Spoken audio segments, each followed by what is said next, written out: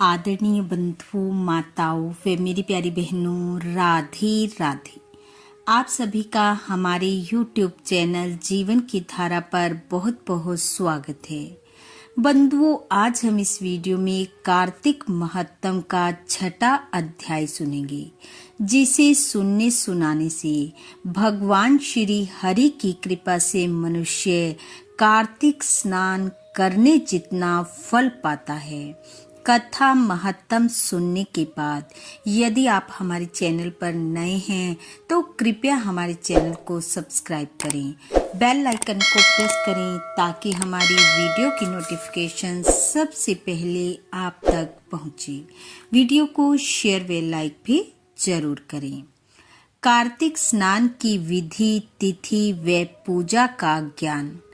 नारद जी बोले, 2 घड़ी रात रह जाए तब ब्रह्म मुहूर्त में उठकर तिल, कुशा, अक्षत, फूल, धूप, दीप, चंदन आदि लेकर पवित्र होकर किसी नदी, तालाब, कुआं आदि जलाशय पर जाकर स्नान करें।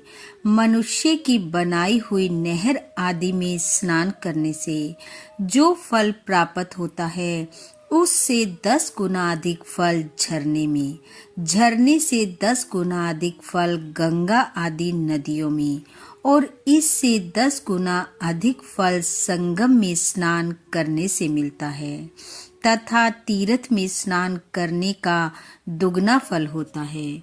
भगवान विष्णु का स्मरण करके स्नान का संकल्प करें।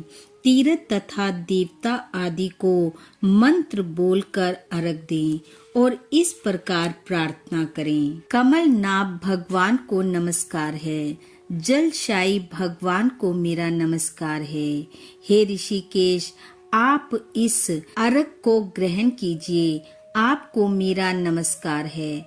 बैकुंठ में, प्रयाग में और बद्रिका आश्रम में जाकर भगवान ने 3 पद स्थापित किए हैं। इस प्रकार मुनि, वेद और यज्ञों सहित भगवान विष्णु ने जहाँ पद स्थापित किए वहाँ के सब देवता हमारी रक्षा करें। हे जनार्दन, हे देवेश, हे दामोदर, आपको नमस्कार कर मैं इस जल में प्रवेश करता हूँ। हे दामोदर, आपके अनुग्रह से मेरे सब पाप दूर हो जाएं। और एक बार फिर से प्रार्थना करें। हे हरे, कार्तिक मास में व्रत धारण करके जो विधि पूर्वक मैं स्नान करूं, सो मेरे इस अर्घ को आप राधा सहित अंगीकार कीजिए। हे राक्षस पतियों के नाश करने वाले श्री कृष्ण, कार्तिक मास में दिए गए मेरे इस अर्घ को आप ग्रहण करें।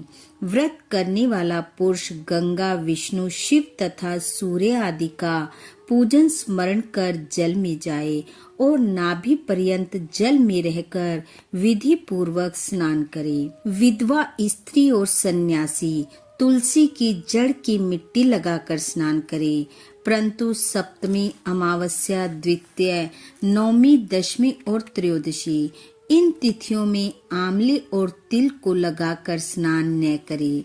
प्रथम शरीर के मैल को साफ करे, फिर वेद मंत्रों द्वारा स्नान करे। स्त्री को पुराण के मंत्रों से स्नान करना कहा गया है, वेद मंत्रों से नहीं।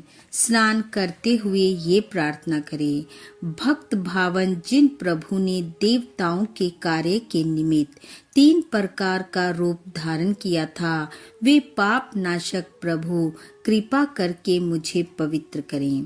भगवान विष्णु की आज्ञा से इंद्र सहित सब देवता कार्तिक के स्नान करने वालों की रक्षा करते हैं, वे मेरी भी रक्षा करें। बीज रहस्य और यज्ञ सहित सब वेद मंत्र तथा कश्यप आदि सब मुनि और देवता मुझे पवित्र करें। गंगा आदि नदी, तीर्थ और सप्त सागर के साथ नदी एवं तालाब मुझे पवित्र करें। अदिति आदि पतिव्रताएं, यक्ष, सिद्ध, सर्प, त्रिलोकी की औषधि और पर्वत मुझे कल्याणकारी हों। व्रती मनुष्य इस प्रकार स्नान करके हाथ में पवित्री धारण कर देव, ऋषि और पितरों इन सब का तर्पण करे। कार्तिक के महीने में पितृ तर्पण करते समय जितने तिल तर्पण में होते हैं उतने ही वर्ष पितृ स्वर्ग में वास करते हैं। फिर व्रती पुरुष जल में से निकलकर पवित्र वस्त्रों को धारण कर प्रातः काल के कर्मों को समाप्त कर हरि भगवान का पूजन करे। तीर्थ और देवताओं का स्मरण करके भक्ति पूर्वक गंध पुष्प और फूलों से अर्घ प्रदान करे और प्रार्थना करे, जो मैंने विधि पूर्वक कार्तिक मास में स्नान किया है सो मेरे इस दिए हुए अर्घ को हे हरे राधिका सहित आप ग्रहण कीजिए। तत्पश्चात वेद पाठी ब्राह्मणों का पूजन करे, गंध पुष्प और तांबुल चढ़ाकर बार बार उन्हें नमस्कार करे, क्योंकि ब्राह्मणों के दक्षिण चरण में तीर्थ और मुख में वेद रहते हैं, अतः उनकी पूजा करने से भगवान प्रसन्न होते हैं। पृथ्वी पर ब्राह्मण भगवान विष्णु के रूप हैं, इसलिए अपना कल्याण चाहने वाले कदापि इनका अपमान और विरोध ना करें। फिर हरि की प्यारी तुलसी जी की पूजा कर परिक्रमा दें, उन्हें नमस्कार करें और कहें कि प्रथम तुम्हें देवताओं ने बनाया, फिर मुनियों ने पूजा की। हे हरि प्रिय, आप मेरे पापों का हरण करो। तुलसी पूजन के पश्चात व्रत करने वाला भक्तिमान पुरुष चित्त को एकाग्र करके भगवान विष्णु की पौराणिक कथा सुने तथा कथावाचक विद्वान ब्राह्मण अथवा मुनि की पूजा करे। जो मनुष्य भक्ति युक्त होकर पूर्वोक्त संपूर्ण विधियों का भली भांति पालन करता है वह अंत में सब पापों से मुक्त होकर भगवान नारायण के परम धाम में जाता है। इति कार्तिक महत्तम छठा अध्याय समाप्त। बोलो विष्णु भगवान की जय। बंधुओं, भगवान श्री हरि की कृपा आप व आपके परिवार पर सदैव बनी रहे, आपका घर आंगन खुशियों से महकता रहे। इन्हीं शुभकामनाओं के साथ आप सबका बहुत बहुत धन्यवाद। राधे राधे।